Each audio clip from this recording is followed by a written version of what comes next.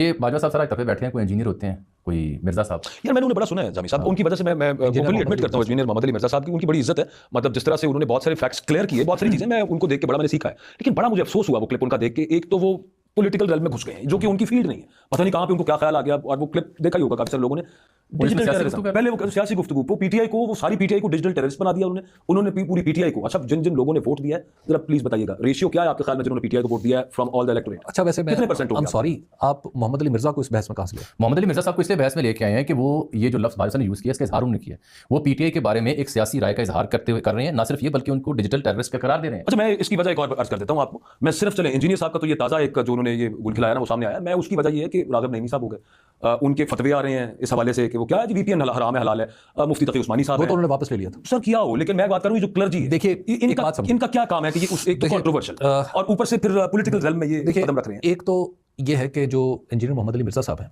मैं उनकी इस हवाले से बड़ा मैं उनका कायल हूँ कि उन्होंने उम्महात कुतुब से आम आदमी को जोड़ दिया। मतलब हदीस की किताब असल में खोल के रख दी। ठीक, बिल्कुल एग्जैक्टली दैट्स द पॉइंट। जहां तक आम आदमी की रसाई नहीं थी वहां उन्होंने खोल के रख दी।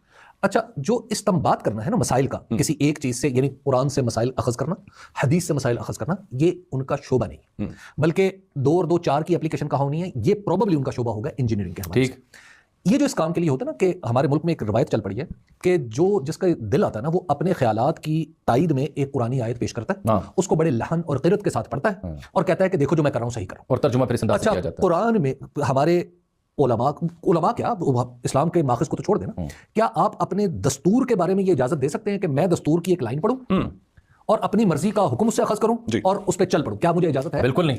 इसके लिए मुझे कहा जाएगा कि नहीं भाई आप अदालत में जाए। ओपन फ्रेंचाइज नहीं है, ये ओपन फ्रेंचाइज नहीं है। तो कुरान जो हमारी दस्तूर की बुनियाद है, हमारे दस्तूर में क्या लिखा हुआ है?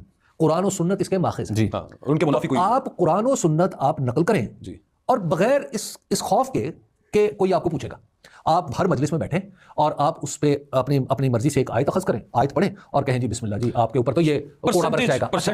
ये जो प्रॉब्लम है ना, ये जो मोहम्मद अली मिर्जा साहब जैसे लोगों की है, इन लोगों की प्रॉब्लम ये है कि जो इनका मैदान नहीं है वो इन्हें हमेशा खींचता है। मोहम्मद अली मिर्जा तो अभी नौजवान है, गर्म खून है और उनके खून की गर्मी मैंने उनकी वीडियोस में भी देखी है। लिहाजा उन्होंने जो बात कही है कि वो जो पीटीआई वाले कोई नजरियाती दहशत, सर वो कहते हैं कि खवारिज से बदतर है पीटीआई वाले, टीटीपी से अभी आपने 2 मुख्तलिफ। देखिए ये जो इंजीनियर मोहम्मद अली मिर्जा साहब है ना, उनकी इस तरह की कही हुई बातों की, वैसे किसी भी कही हुई बात की अहमियत नहीं है। उनका सिर्फ एक काम है कि वो किताब पढ़ के आम आदमी को बता देते हैं, ना वो इससे अखज़ करने की सलाहियत रखते हैं, ना इससे इस्तेंबात कर सकते हैं, ना उन्हें इन उलूम का पता है।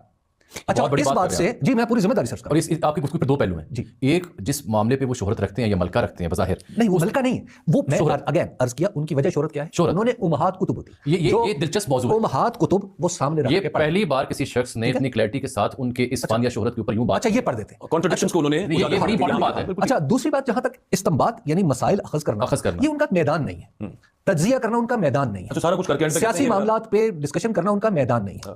अच्छा, वो उनके अंदर शायद ये ख्याल होता है, नौजवान आदमी है ना, शायद ये ख्याल होता है कि इससे मेरी वीडियो कुछ चल जाएगी। अच्छा, इस तरह की बातें जो होती हैं ना, ये इंसान की अपनी जहां लाइल्मी और कम इल्मी का इजहार होती हैं, वहां पे उसकी जो पहले वाली हैसियत होती है उसे भी कमजोर करती हैं। मैं पूरी शरह सदर के साथ उलूम इस्लामिया का एक तालिब इल्म होने के नाते मैं आपकी खिदमत में अर्ज करता हूं कि किसी भी सियासी जमात पे फितने का हुक्म लगाना नामुनासिब है। अगर कोई शख्स इसको नामुनासिब ना समझे तो फिर इसी नामुनासिब की डिग्री को बढ़ाता चला जाए। नंबर 2, पाकिस्तान की इतनी अजीम अक्सरियत को जहल या गुमराही का मुर्तकिब करार देने वाला शख्स खुद जाहिल है।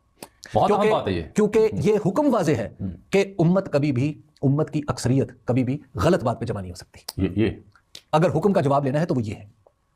तो ये जो गुफ्तगू है, जो भी शख्स इस तरह की गुफ्तगू करता है, ना उसका कुरान से ताल्लुक है, ना उसका दस्तूर से ताल्लुक है, ना उसका हदीस से ताल्लुक है। वल्लाहु आलम बिस्सवाब। ये आपने बड़ी दिलचस्पी का मौजूद छेड़ी। एक सवाल है जी, जनाब मिर्जा साहब के बारे में जो आप 2 आरा दी हैं आपने, मैंने कोई राय नहीं दी। राय मेरी यह है कि उन्होंने एक अच्छा काम किया, और वो अच्छा काम क्या किया, वो स्टेटमेंट ऑफ फैक्ट है। पहलुओं के ऊपर आपने बात की है। उन्होंने स्टेटमेंट ऑफ फैक्ट यह है कि उन्होंने क्या किया कि उम्महात कुतुब होती हैं, हर उनको खोल के सामने रख दिया। मैं आपसे सवाल पूछ रहा हूं, ये 2 पहलू हैं जिनके ऊपर आपने गुफ्तगू की और बड़ी दिलचस्प गुफ्तगू है, मेरे लिए बड़ी इसमें लर्निंग थी। जो पहला मौजू जो आपने छेड़ा, पहला पहलू जो छेड़ा मिर्जा साहब के हवाले से, वो कौन सा शख्स है जो इसके अलावा मसाइल अखज़ करके और फिर उसके ऊपर राय दे सकता है, उसको हम क्या कहेंगे? उसके लिए देखिए, उसके लिए इफ्ताह है, मुफ्ती हो, मुज्तहिद है, वो लोग जिनको अरबियत पे हज़रत मौलाना अमीन हसन असलाही और हज़रत जावेद अहमद गांधी, ये और हमारे हज़रत जिन्हें कहा जाता है मुहद्दिसुल असर थे अल्लामा मोहम्मद यूसुफ बिलौरी। مرحوم بنوری ٹاؤن جی، جی، جامع بنوری. اچھا انہوں نے جو آپ کو پتا ہے کہ جب پڑھانا شروع کیا پاکستان میں آ کے تو انہوں نے سب سے پہلے عربی پڑھائی. لیکن سر میرا خیال ہے اور وہ کہتے ہیں مجھے بات پوری پورا نقطہ اس کی وجہ ہے اس کی ریل میں جا رہے اس ہیں. میں بھی آ رہا ہوں میں یہ سمجھنا چاہ رہا ہوں کہ وہ کون سا بندہ ہے جو فتویٰ دے سکتے. انہوں نے کہا وہ مفتی ہو. جب تک اسے عربی زبان پہ اس قدر عبور حاصل نہ ہو کہ دوسرے لوگ اس کی عربیت پہ، عربی زبان پہ، عربی شاعری کو سمجھنے کی صلاحیت کی گواہی نہ دیں ایک پہلو یا سند اس کے پاس عربیت. جی. دوسرا اس کے بعد قرآن اور پھر اس کی مشکلات، ٹھیک کہ قرآن کے اندر لفظوں کی ساخت، نشست، برخاست کیا ہے. اور اس کے بعد حدیث، اور جب حدیث کے بارے میں کہا جاتا ہے تو اس کے بارے میں حدیث کے من جملہ جتنے بھی علوم ہیں ان کے اوپر اس کو پوری طرح دسترس نہ ہو. اور چوتھی بات یہ ہے کہ جب وہ پوری اسلامی تاریخ کی جو اسلامی فقہی تاریخ ہے اس سے پوری طرح آگاہ نہ ہو، اسے اجماع، قیاس، استنباط کا پتہ ہو. جب یہ ساری چیزیں اس کو پتہ ہوں گی تو تب وہ کسی چیز پہ، دیکھیے جب وہ کسی چیز کے بارے میں صرف اتنا بتا سکتا ہے کہ یہ چیز اسلامی ہے یا غیر اسلامی ہے، اور اس کے بعد وہ کہتا ہے واللہ اعلم بالصواب. یہ پہلو بھائی یہ اللہ تعالیٰ بہتر. یہ واضح کرنا بڑا ضروری ہے. اچھا یہ جو حضور یہ جو فرما رہے ہیں یہ سیاسی معاملہ، یہ جو سیاسی معاملہ ہے نہ اس نوجوان کا میدان ہے. اس نوجوان کا میدان وہ بھی نہیں ہے جس پہ یہ ہیں، لیکن انہوں نے ایک خاص سینس میں اس پہ کام کیا. باقی یہ نوجوان ہے، گرم خون ہے اور مجبور ہیں. مجبور ہے جی. چلو بات ہی ختم ہو گئی. آپ کی مجبوری کیا وقت اب آپ سمجھ گئے. اچھا تو پھر ٹھیک ہے، سارے مجبور ہیں. مطلب یہ مجبور ہے. چلیے بھی مجبور. جب آپ کا علم کہیں رہن رکھ دیا جائے تو پھر آپ اللہ تعالیٰ بات کرے. لیکن بھائی وہ اس پہ حبیب صاحب نے بھی کہا نا واللہ اعلم بالصواب. جی. تو میرا خیال ہے مجھے اور ایک سیکنڈ میں اور ایک عرض کرنا اور چاہتا ہوں. ابھی کچھ عرصہ پہلے جب بات چلی پڑی ہے تو چلیے تھوڑا سا آگے چل لیتے ہیں. جاوید گاندھی صاحب نے بھی انہوں نے بھی اس کو فرمائی تھی. جاوید گاندھی صاحب ایک بڑے آدمی، بڑا آدمی جب بات کرے تو پھر اس کو اس علم پہ اور اس علم سے متعلق جو معلومات ہیں اس پہ پورا عبور ہونا چاہیے اور پوری اس کی دسترس میں ہونی چاہیے. حضرت جاوید احمد گاندھی نے جو کچھ فرمایا وہ امریکہ میں بیٹھ کے فرمایا.